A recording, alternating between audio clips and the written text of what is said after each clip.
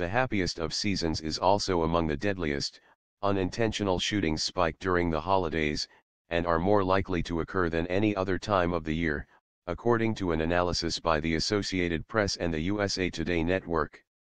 In all, 32 people were killed nationwide and 59 injured over the past 2 years from Christmas Eve through New Year's Day, which the analysis identified as the most likely day for accidental shootings each year.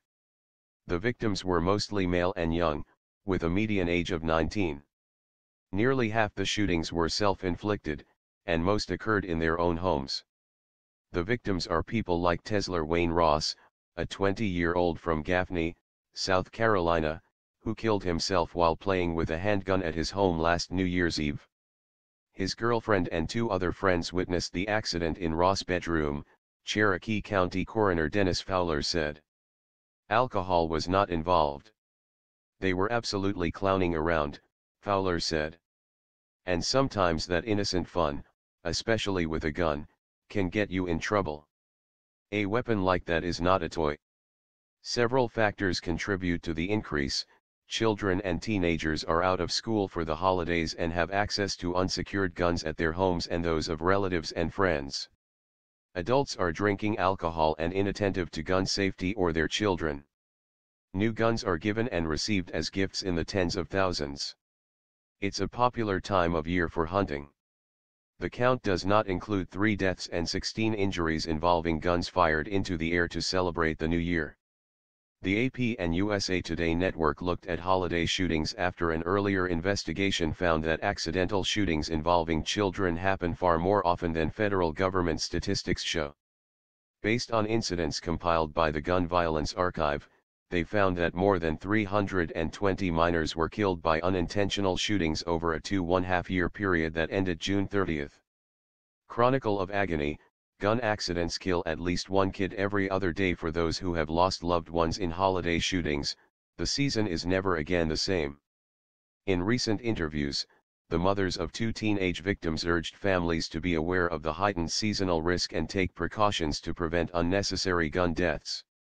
Alcohol and guns don't mix, warned Tika Russell, 43, of Frankfort, Kentucky, whose 16-year-old son, Denomyar Denam Russell, was shot during a family Christmas gathering in 2014. Denam's older brother, who was 21 at the time, had received a handgun as a gift earlier in the day for self-protection. After a family dinner, the adults were drinking while Denam played a video game, and one relative shot the gun into a couch to see if it was loaded, Russell said. Denam's brother freaked out and started taking bullets out of the gun, which accidentally discharged as Denam walked around the corner to see what was happening, she said. The death was ruled an accident and no charges were filed. The family is still struggling without Denam, who was remembered as a happy-go-lucky high school freshman who helped lift up struggling classmates. The family didn't get together last year for Christmas. Russell said she will try to celebrate the holiday this year for her children. I don't want it to always be remembered as a bad day, she said. FBI data show guns are popular gifts for the holidays. The agency conducted more than 185,700 background checks requested by firearms dealers on November 25, the shopping day known as Black Friday this year. That was a single-day record in the program's 18-year history. The AP USA Today network analysis found that the rate of accidental shootings spikes by about 50% during the 9 days studied compared to the rest of the year. Gun violence researcher Garen Wintemute of the University of California, Davis said he was unaware of any studies showing an increase in unintentional shootings around the holidays, so the news outlet's findings might be breaking new ground. Lots of people get new firearms over the holidays and might be unfamiliar with them and not applying the basic rules of good conduct with firearms, he said. Alcohol, too, may play a role, he added. Researchers said the AP USA Today network research was the type of study that should be conducted by the U.S. Centers for Disease Control and Prevention, but the agency is hamstrung under a 1996 law that blocked funding for research that could be used to advocate gun control.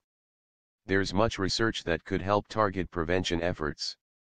This is one example among hundreds, said David Hemingway, director of the Harvard Injury Control Research Center. Ashlyn Melton of Plaquemine, Louisiana, needs no proof of the dangers of the holiday season. December 30th will be the 5th anniversary of the death of her 13-year-old son, Noah Daigle, who was accidentally shot by his best friend while staying the night at the boy's home. Melton said she had no idea that the parents of Noah's friend allowed the teen to have several guns in his bedroom. The boy was playing with one that he thought was unloaded when he shot and killed Noah while they were speaking with two girls over an internet video. He was convicted of negligent homicide in juvenile court and is expected to complete his 5-year probation in February. Melton urges parents to be extra careful to secure guns from visiting children and to ask others about their gun safety practices. The last picture she has of Noah, an 8th grader who liked hunting and wrestling, was from Christmas morning. Every year, when the time changes, it starts to remind me that 5 days after Christmas, my child was killed, she said. The holidays are supposed to be a good time and a fun time, but it's about me cringing because I know what December 30th means to me.